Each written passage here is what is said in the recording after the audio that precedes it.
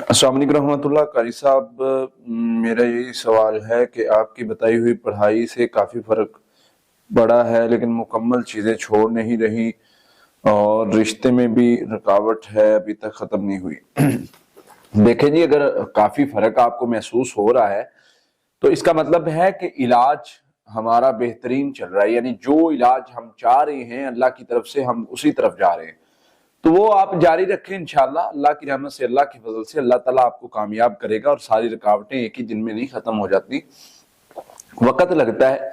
Wait करें, अल्लाह पाक खैर फरमाएंगे इंशाल्लाह। जिक्र के साथ जुड़े रहें, अल्लाह ताला की मदद लाजमी आएगी इंशाल्लाह। अस्सलाम वालेकुम रहमतुल्लाह। कारी साहब, मैं इंडिया से हूँ, मेरा नाम सीमा परवीन है। आपने जो अज़कार बोले थे वो पढ़ती हूँ, पर काम करते करते इतना टाइम नहीं मिलता कि जायनमाज पे बैठ कर पढूं, क्या ये ठीक रहेगा? देखिए जी, कोशिश तो यही करें कि जायनमाज पे बैठ के पढ़े। अगर नहीं पढ़ सकते तो चलते फिरते भी पढ़ सकते हैं, लेकिन तवज्जो आपकी जो है वो पढ़ाई की तरफ रहे।